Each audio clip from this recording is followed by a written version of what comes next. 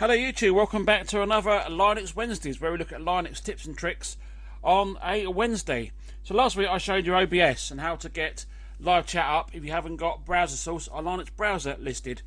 This week I can't get OBS to start. If I double click it,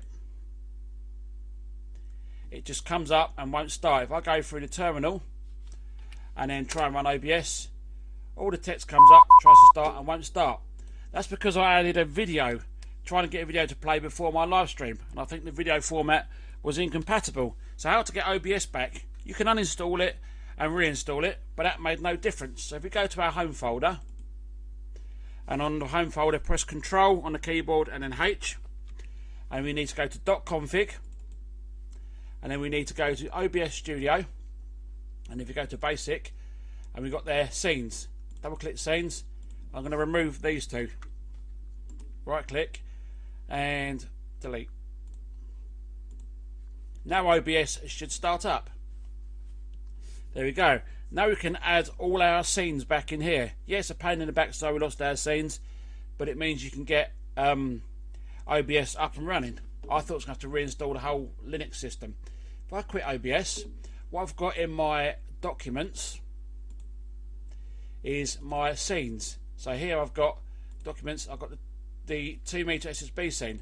So if I get hold of these two, right click, choose copy, go to my home folder, go on to .config, go on to OBS Studio, Basics and then Scenes, right click and then press paste. And I want to, it says replace untitled, we're going to say yes, we're going to replace again, so it's now replaced both of them.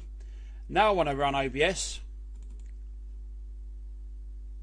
You'll see I've got my 2 meter SSB scene come back, and there's me on the webcam again. All I've got to do is adjust the size of the web cameras. So what you want to do is set your scenes up. Once you've set your scenes up, go into your config folder. So Control H,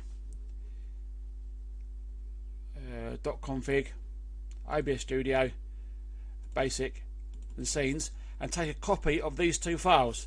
So if you ever get a crash again, replace the two files and you should be more or less back up to whereabouts you were. So if this video has been of some help, give it a thumbs up. If you don't like it, the other button seems to work too. Thank you very much for watching, and I'll see you next week for another Linux Wednesday where we look at Linux tips and tricks on a Wednesday. Catch you later.